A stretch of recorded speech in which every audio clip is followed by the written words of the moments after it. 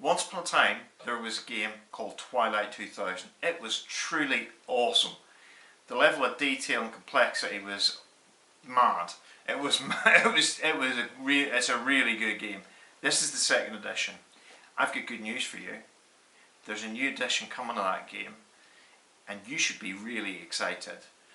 It is an awesome world. We're going to spend another video going through the world of Twilight 2000 as it was in the second edition, so you can see why some of us are so blooming excited about this.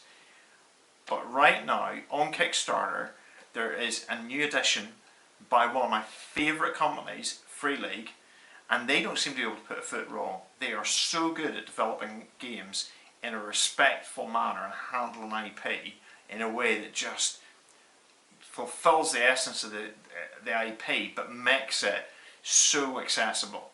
I am so excited about this.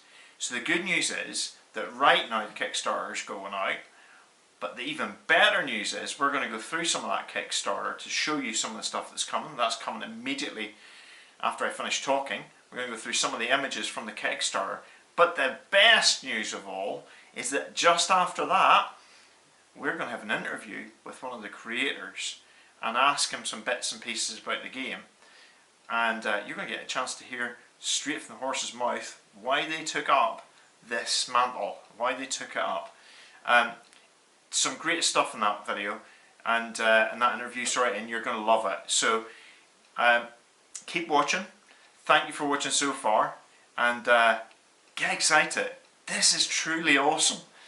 What is Twilight 2000? Well, Twilight 2000 came out in the 1980s and early 1990s, and this is the second edition of it. And basically, it's a game set in a post World War III world, and don't be mistaken, this is not Mutant Zero early. This is something different. So there's been a slow burn World War III with limited exchanges between the two sides. It's set in an alternate Cold War scenario, if you like. So it's an interesting world, and it was a bit of a classic in many respects. People who were into it were really into it because there was a large degree of detail to it, and a really strong sandbox element actually as well. So it was a really interesting game in its time, in its day. Now, Free League have taken up the baton, and I'm trying to get my computer to work, and they have got this on Kickstarter right now, even as we speak. So this is the new version of it, and unlike the previous version that went forwards in time, they're going backwards and using and having an alternate year 2000. And in the interview, we discuss a little bit about that, so about the reasoning behind that. So it's quite an interesting choice, and you can see it's bleak and it's pretty tough going. This is a survival game. Okay, this is a survival game. I am very excited the Free League have taken this on because they've just done so well with so many other games. So let's have a look at what you get in the box. Well, first of all, actually, let's have a look at the deluxe box. The deluxe box is a sort of, it's going to be like an ammo case, and you get all the same contents. Plus, if you go for the deluxe tier, you also get the Game Master screen as well. So you get this box, everything that'll be inside the normal retail box, and the Games Master screen, and it's only going to be available on Kickstarter. Inside the box currently, what you get is this. So you're getting two manuals. So you're getting a referee's manual and you're getting a player's manual. I'm not exactly sure what that is. I think it looks like some kind of character sheet or something like that. You get initiative cards, but you also get these encounter cards. These come in the Kickstarter. There are these are tokens, cardboard tokens that can be used on the maps for whenever you're in a scenario. You get some dice, you get some ammo dice, and you get a hit location dice, which is a different mechanic. And the maps are actually quite an integral part of the game. So this is a map, I believe, of Poland, and these are scenario maps, and they're double-sided. Okay, so there's a lot of maps going on there. So you're getting quite a lot in the box, but it's in little bits. It's interesting because the manuals are done in a way that kind of fits with the time, and you can start to see some of the artwork coming through. And this is not the text in this isn't accurate. This is a placeholder text. So that's what it says on the Kickstarter. But you can get an idea of how the book will feel and what the layout is. So the stuff that's up here will be free, will be edited, and will be different. But you can see the style they're going for, and it's quite an interesting sort of art style. I think it's really nice because it's gritty, it's realistic, and it's very artistic. And this style is dreary. I mean, there's an element of this war of mine in it. I just have that feel whenever I look at the pictures, and they're kind of washed out, and they have got a sense of desolation, sense of, just the grimness of it all, and actually a coldness about them. And yeah, it's pretty awesome actually in many respects. I think it fits the world extremely well. Now, I put this one up because one of the things that's interesting in this game is, although it's got a military slant, you can play civilians, because in this world, World War III is kind of fizzling out. There's not been a winner. It's not going to work like that. It's not that one side has won. It's that both sides are exhausted. And civilians play a massive role in this, not just the military, in terms of, they'll be conscripted, they'll be part of warrior bands, it's units. It's the way it is. So you can see that that's what this represents to me. So the importance of civilians in this game, not just as things to protect and NPCs, but actually you can play civilians in the game. We talk a little bit about that in the interview that follows. It is grim. It is a combat-oriented game, and it's what it is. And you can see that with that artwork. I find it really drew me into it. Again, you can see it's a free league game. I think whenever I looked at this, I just went, there's definite tones of Tales from the Loop and the artwork on the screen. This is the referee screen, and the fact they're using referees is a nod to the original game, because the original game they called them referees as well. And you can see, I mean, it's different to Tales from the Loop, obviously, but actually, again, it's that quality and that feel that you get with the, from Free League products. It's really, really nice, actually.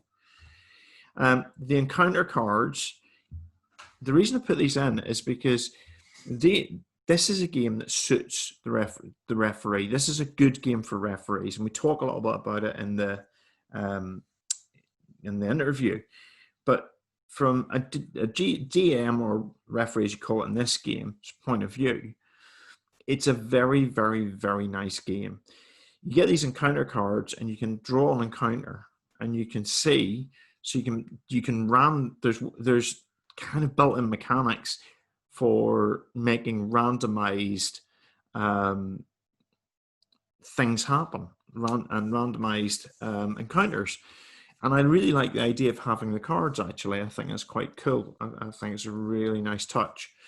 I'm not going to steal my own thunder in the interview, but there's some really interesting stuff about what is actually happening with your DMs and how this is a game that really, as a DM, you're going to enjoy, not just as a player. So sometimes role-playing games feel like the DM does all the work and the players have all the fun. It can feel like that at times. It feels like you put an awful lot of investment in. This game is going to be not quite off the shelf, but but it's not going to be too difficult for you to run with, and that's really cool. Yeah. Maps play a big part, and this is set in Poland because Poland's kind of where the battle is fought, where the war is fought, and it's where the standard set will set off from. And this is a map of Poland, and you can see some key places in there. It's not all of Poland, I believe, but it's a good chunk of it. And maps actually really do feature, and you can, if you look carefully at this, hopefully you can see the little hexadecimal. Or hexes, sorry, the little hexes on the maps. So there's a really strong strategic element of this. And there's almost, it's not quite a mini game, but it's, I think in terms of tactical conflict, this is going to be a very effective game. The whole combat rules are being given a lot of time, I believe, and it really is going to be a strong point of the game. One of the illustrations of that is this. I know it's a random one, but that is your hit dice. So basically, in the game, combat's going to be tough. It's not going to be easy in the sense of you're going to run in like a superhero, because you can get wounded in this game quite, you're using automatic weapons. You can get wounded. But your wounds are going to be in specific places. So there's a whole sort of mechanic around that. So the type of wound you get, although it may be severe, you may be able to mitigate that if you've got body armor, and it'll come up in the dice roll. Now, I'm going to stop talking for a minute. Hello and welcome to Box to Board. And today we are going to be talking to Thomas from Free League Games about Twilight 2000. Now, if you haven't heard about Twilight 2000 yet, it is a very, very hot property in Kickstarter at the moment, I think it's fair to say. And it's tell us a bit about the game and tell us a bit about the Kickstarter. I've got a confession to make. I said this to you earlier. I came in the second edition. I've been on this game for a long time, but what drew you to it, and how well has the Kickstarter gone from your perspective? What's been? I think it's fair to say it's going well, but go for it. Yeah, hi, and thank you for having me on again. Great to be here. Yeah, I mean, the Kickstarter is doing really, really well. Better, it's exceeding expectations. It really is. And we've done a couple of pretty successful Kickstarters in the past, but I must say this one has, well, we'll see where it ends, but I think it's so far some kind of record. I didn't check very carefully, but I think it's at least absolutely one of the best Kickstarters that we've ever done at this stage. You never know what happens. There's a couple of weeks left, so we'll see. But so far it's doing really, really well, which is fantastic.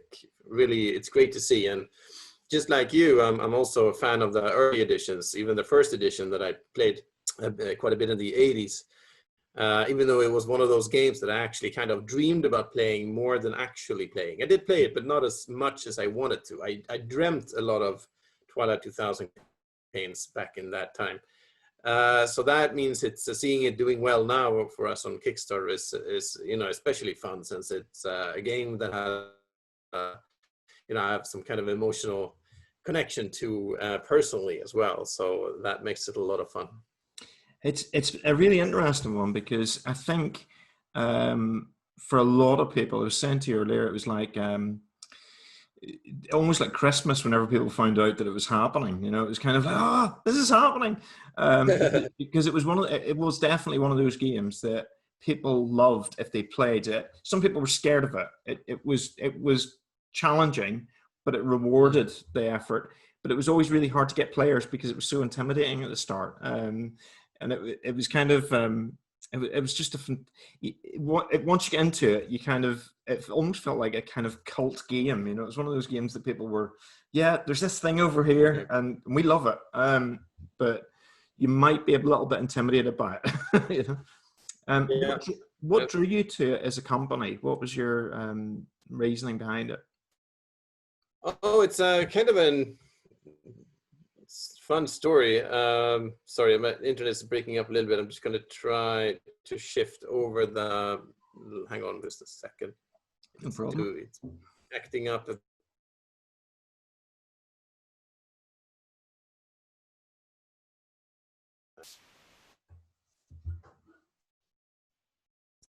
Okay. Okay. Oh. Hello. Hello. Are you? Can you Yeah, hear me now? I can hear you. Even if you want to switch to audio, it might be. It's fine. So, yeah, it's up to you. All right. So if it's okay right now, let's keep going. Yeah, no, I mean, for us, it started out as a bit of an experiment. I mean, Twilight 2000 has been kind of at the back of my mind as one of those games. I mean, I've always been into post-apocalyptic games. That's been a thing for a long time. Our first international game was Mutant Year Zero, which was also post-apocalyptic. I guess you could say Twilight 2000 is, mid-apocalypse game maybe, but still, that kind of thing has always been something that I've been drawn to. So we've been doing other games, designing other games. Twilight 2000 has kind of been in the back of my head. I mean, Year Zero has that kind of exploration thing, sandbox thing that Twilight 2000 had back in the day also. And Forbidden Lands, our fantasy game, that was also a survival fantasy game. It's actually, the travel rules are pretty inspired by Twilight 2000. The way the day is divided into different different periods, and you choose like different activities for each period and that kind of stuff. That's really inspired by Twilight 2000 first edition. So I mean, and then we just started for fun to play a short campaign of Twilight 2000 first edition. Just me and some other of the people at the office, just so thing to do for fun. We try to do that quite a lot. I mean, we do play testing of our own games, but we also play other stuff. I mean, new games, old games, all kinds of stuff, just to get, stay, aware. And also it's fun to play something old sometimes, just to see how that actually was. So we did that. And then, from there, the step to, starting to think about, okay, so maybe what's going on with this license? Is it, could there be another edition? I mean, that step was not very far away. So we fairly quickly ended up there. And then I found out that who managed it, that it's Mark Miller from who was one of the founders of Game Designers Workshop, who manages the license today. But I also found out there was already a project in the works, like there was already something moving. And it turned out that someone I knew or had met a couple of times at least, Angus Abramson, who's doing, all kinds of games. He's doing he did the 2000 AD games, the Judge Dredd type RPG, and other stuff like that. He was already in talks with Mark about a new edition for Twilight 2000. But then I figured, well, that's first I was like, okay, it's already taken, so that's too bad. But then I started talking to Angus, and we kind of hit it off, and it turned out that we had pretty similar ideas for what we wanted to do with the new edition of Twilight 2000. I mean, doing alternate history thing was, he was on that track as well. So we just realized that we should, work together on a new edition instead of, and he was open to that, which was great. So that's kind of where we ended up. So he's also part of the project now, mostly as an editor. But that's great. So now we are all sort of doing this together. That's really cool. And it's interesting because I think going back instead of going forward is a good decision. I think it gives you a little bit more, I don't know, it just makes it makes more sense. It should stop the game, because the challenge always, if you go forward 5 or 10 years, it's basically the same world, but it can date very quickly because things are so unpredictable in the immediate future. Yeah, exactly. I mean, that's why we didn't want to go there, because it's near future settings are so hard to do, and they age really quickly. And we get much more creative freedom by going alternate history. We can create the world we wanted without being affected by any current events. And it also helps, of course, to kind of retain that Cold War feel of Twilight 2000 that I think would get lost if you would set it in 2031 or something. It would feel like a very different thing. Yeah. Although I was talking to somebody about it, and they said this isn't what happens to the loop, is it? And I was like, no, I don't. It's not the same. It's not the same universe. I don't think. I'll check that out. There was like a Twitter thread that was actually very cool about connecting almost all of our games like into a one single timeline. Wow. So going from Vaesen to throughout different games and passing Tales from the Loop, Twilight 2000, and connecting them all into one like mega plot. That was very cool. So that was kind of fun to see. Yeah, it was one of those moments where I went, I don't think it's Things from the Flood. What happens next? Because then there'd be robots and all kinds of stuff, and it would no. But it's an interesting one because I think looking at the old edition again, or looking at the second edition again, there's so many elements that have inspired other games that you do think. I was a bit nervous, if I'm honest, that it was going to, how's this going to feel? But looking at the Kickstarter, actually, what's interesting to me is the artwork has got, it feels like it fits, but it's modernized, it's different, which is good. And it feels like it fits in your company's way of doing things. But at the same time, it feels somewhere. It feels like it honors the game that was there already, which is really good. So I mean, I've been really impressed so far. I mean, the big bit for me, one of the things I really enjoyed, because I guess it was partly because it was such a crunchy game that you spent a lot of time generating characters for people. Character generation in the new edition. What's that going to be like? Because I know there was the life path. Character generation was one of the first stretch goals that was unlocked. So what's happening with that? Yeah, you're right. I mean, I think in the older editions, and even more so in second edition than in first edition, character generation was quite involved. There's a lot there to do, and they had this kind of life path system there also, where you did different activities for a 4-year terms, and then kind of built your character term by term like that, which is really cool. It can take some time, but if you do it, it's kind of like a mini game on its own, and it can be a lot of fun. I mean, for Free League games, we have kind of a dual path also in some other games. Like Forbidden Lands, there is like the simple way of creating a character, and then there is also a life path system in a separate booklet that you can use, and that one uses a lot of random elements, but you can roll up your background, your events during your upbringing, and then events during your later years. And there's kind of a life path system in Forbidden Lands as well that is optional. And in Vaesen, the horror game, the 19th century Gothic horror game that we just released, also has that dual. You can create a character quickly. There's one method that is fast, just to kind of whip up a character in a couple of minutes. You can also use the life path system. So I mean, we had already done that in 2 other games, this choice, this option to have that longer, more involved character generation process. And we felt that for Twilight 2000, that would make a lot of sense, because you had that in previous editions as well. So it kind of was a precedent there. But we also want to offer a fast way of creating characters, because it's different groups prefer different things. Sometimes you just want to create a character, you want to play like tonight, and you want to create a character in 10 minutes and get playing.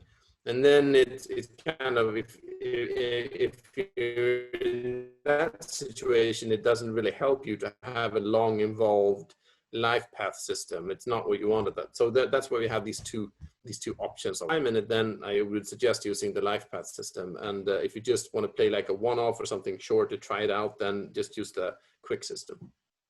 I know they're called referees in this game. One of the things that's always struck me about your games is that they feel well supported for the person who's running the game. And the reality is, for most, RPGs, the person who buys the product is probably going to be the person who's going to be running the game.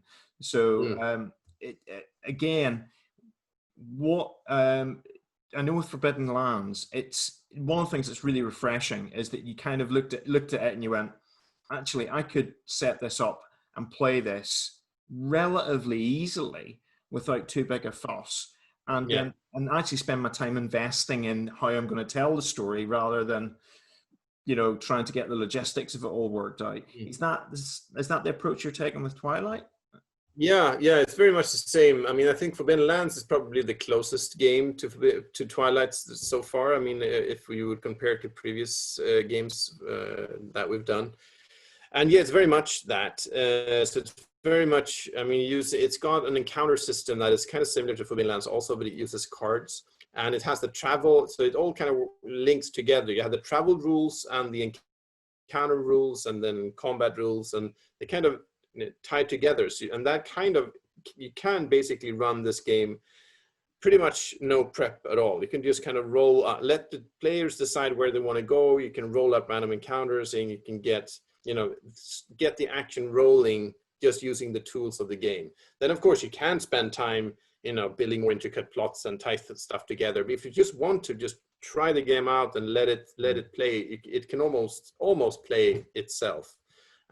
And that's, I think it works well for this kind of sandbox style games that it's really, and that leaves a lot of agency to the players, because it's a lot of what will happen is also very much up to them. So, and that's the approach we want here as well, while still having like a backstory meta plot, something bigger to discover or work toward also, because there's something called Operation Reset that we're working with. That's something that's kind of happening between the scenes, something in the background that you can discover more about us over a longer period of time. But that's kind of, that's a long-term thing. But in the immediate term, you can play this very much sandboxy, encounter-driven, and pretty much without need for prep at all. Yeah, and one of the, am I right? I may be making this up. Apologies if I am. There was a solo variant mentioned in the stretch goals. Is that right? Yes, exactly. That's we have ideas for it. It's not finished, obviously.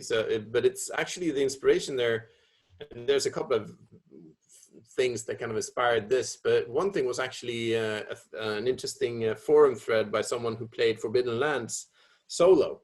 And he found a way to kind of play Forbidden Lands just using the travel rules, the encounter, because the encounters in Forbidden Lands, and they will be in Twilight also, are not just like you meet D6 enemies and fight. Yeah. They're a bit more involved than that, like small mini scenarios. So, and using that, and in Twilight's going to be the same. It's like a little mini scenario that kind of fits on a card, but it's got everything you need to play out an encounter. Can be a combat encounter, which is probably the easiest thing to do for solo games. Then more involved social conflicts might be harder to play solo, but so using this system, and we'll add some more stuff to it. Obviously, we're going to have it like guidelines to kind of like an AI for how enemies act in combat and so on. But basically, that's how it's going to work. It uses the tools of the game and adds a couple of more tools to kind of guide how to control enemies in combat and other stuff like that. So it's something we're working on now. So I mean, it will be able to share more details on exactly how it's going to work. It's going to take some time because we just unlocked the stretch goal. Yeah. But basically that's the thinking behind it. And will that go into the retail version as well of the game? Yeah, I think so. I mean, so far we're making the stretch goals that we have unlocked will all go into the boxed set, and the boxed set. We're not planning like separate versions for Kickstarter version versus there's retail version. That's going to be the same.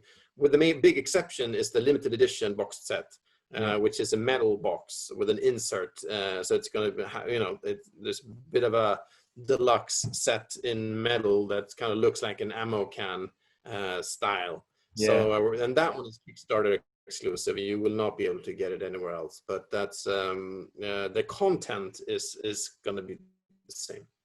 That's really cool, because there's, just thinking about it, there's not a massive number of solo RPGs out there, and if one thing we've learned in the pandemic is that being able to play things in a variety of ways is a really good thing. So I'm just looking. Oh yeah.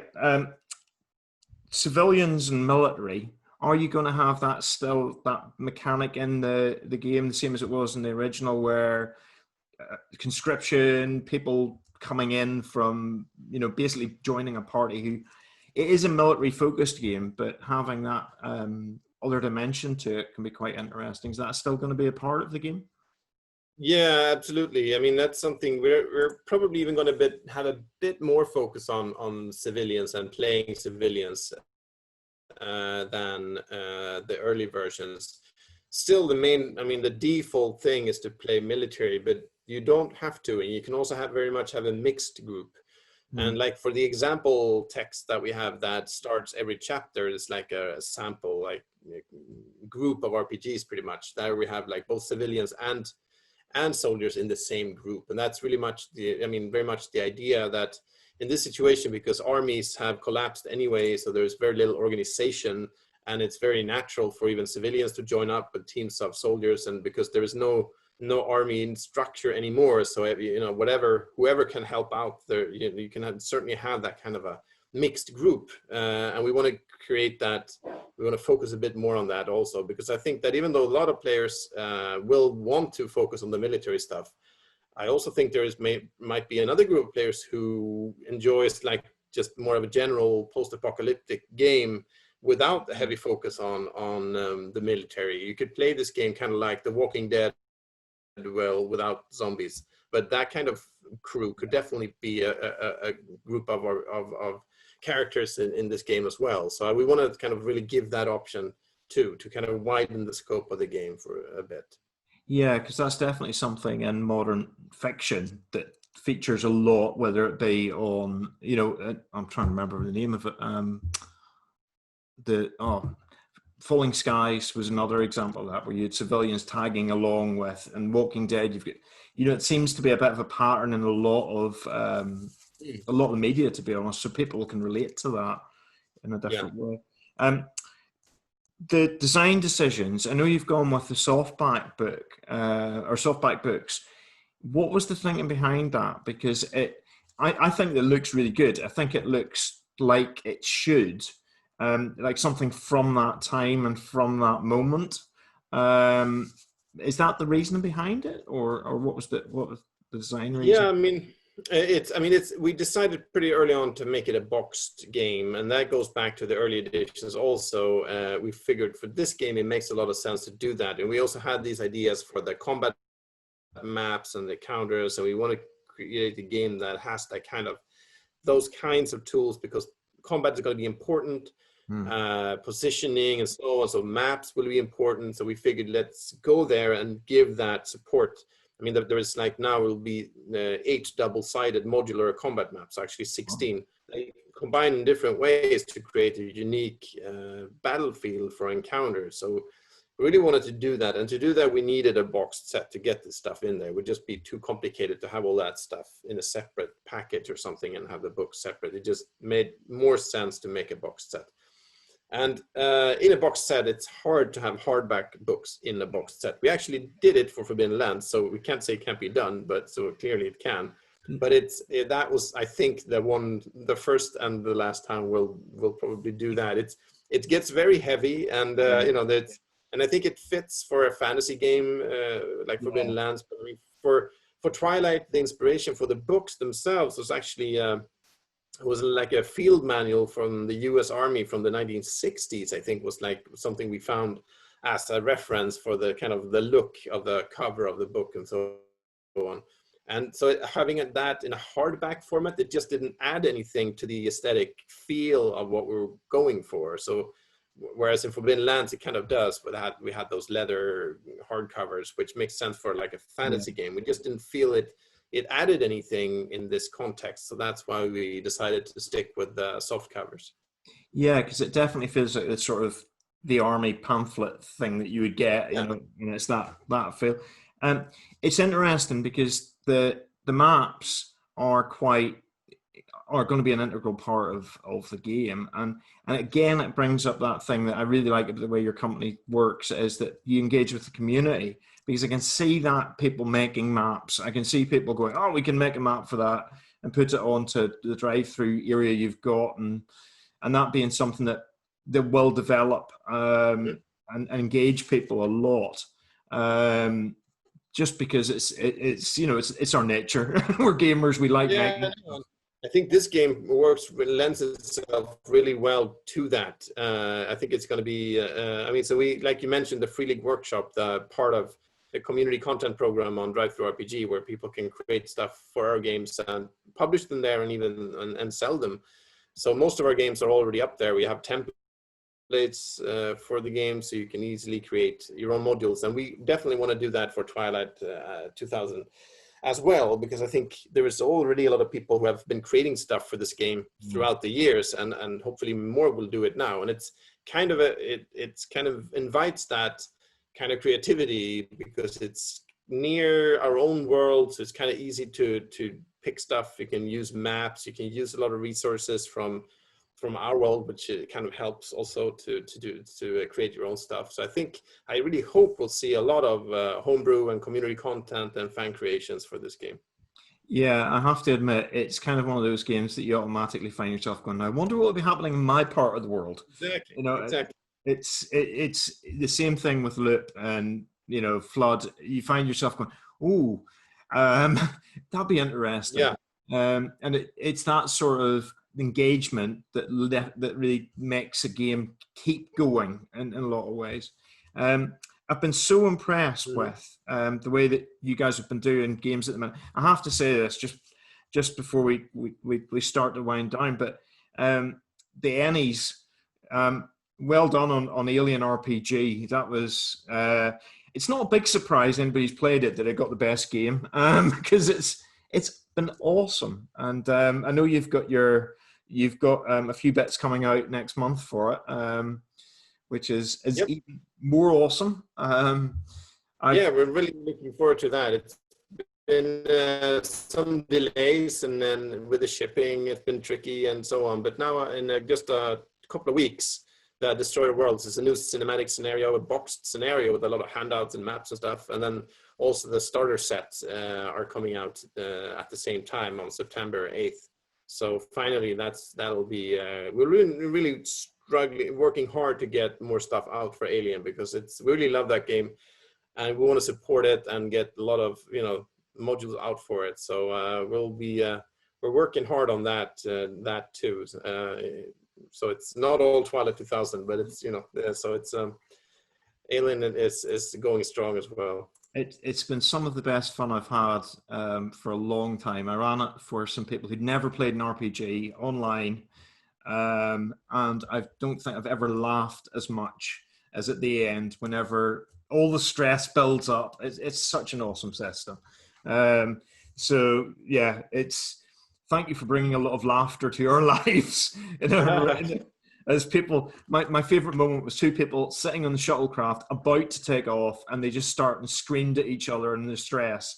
That was all they could do while the aliens were munching on their family next door. It was just bizarre. Weird situations that can be a lot of fun. I mean, it's Alien is one of those games where kind of the stories you tell are often about how your character kind of died. That's kind of, I mean, that's not like most games maybe, but I think in that game it really fits the theme. So it's and that can be a lot of fun. It's such a good system, and long may it continue, and keep bringing stuff out for it, because I'll keep buying it. It's awesome. But Twilight, I have been so happy that you guys took it up, because I kind of thought it was one of those systems that was going to get picked up again at some point. And I'm glad that it's a company that, you know, you do listen to people, you do really good Kickstarters. For people who've never done Kickstarter before, go with these guys, because it's really good. And that's actually been a surprise to me, is people I know who've never done Kickstarter are going, I'm going in on this. I think this is going to be my first Kickstarter, because there's a sort of nostalgia, but there's also a sort of, it's not just nostalgia. I think there's nothing quite like it out there at the moment. Yeah, I think you're right. And it's got a special place in a lot of people's hearts, and that's been cool to see. I mean, you never kind of guessed it, but we didn't quite know how many. I mean, I knew how I felt that way about the game, and I met other people when I discussed it. They were like, "Oh, Twilight 2000, that's awesome," and then they had all these feelings about the game. But then you never know. I mean, what does that mean in terms of Kickstarter? Are there, you know, enough people interested out there? But it turned out there was a lot of people who felt that way about the game, and that combined with people who have know of us from other Kickstarters, that combination seems to have been working pretty well. Yeah, and I think your games are accessible is a big bit, and I think that's the thing that really encouraged me, because Twilight had this reputation for being quite crunchy, and I'm assuming it's going to be a little bit crunchier than some of your previous stuff, but Yeah. it's going to be a lot more accessible. So please don't put in a million skill sets, because you know, the millions of skills, because you invest lots of time and then you play 2 of them. I thought, Exactly. No, I mean, that's very much where we're going with this, or what we were aiming for is that's really to keep the feel, the sort of authenticity, the kind of feel of, I wouldn't say realism is such a difficult word to use in role playing, I feel, but a feeling of authenticity, that the system feels, it produces realistic or authentic results. Like when you do, and we also focus on stuff like suppressive fire, a lot of upkeep. I mean, just to kind of give so that the rules are actually about the stuff the game focuses on, and getting that feeling from the rules, but without getting into super detailed minutia, like maybe the earlier editions did. So that's kind of the balance we're trying to strike. So, but yeah, it's going to be probably the crunchiest game that we have ever made. So it's, I mean, if the previously most crunchy game was Forbidden Lands, this is going to top that to some extent, but still not go, you know, all the way to a super detailed like the early edition. So so that's the balance we're trying to hit. to still be a modern game. I think that's, it's funny looking back, you go, it's great, but it's of its time and rules wise. And I think games have changed a lot, and the way people play games has changed a lot. Yes. It's such a great world. All the way through, I'm just thinking, even things like World War III doesn't end; it just kind of peters out. You know, people just that sense of that, and I love the way you're talking about it as being sort of almost meta-apocalyptic. So you're kind of just, has it finished? We don't know. It's that sort of feel. So, but it's so exciting, and such a great thing. Thank you very much for your time, as ever, and it's been an absolute pleasure chatting to you again. And I hope you have a lovely end of the summer. Yeah, you too. And bye bye. Right. Thank you. Bye-bye. Bye.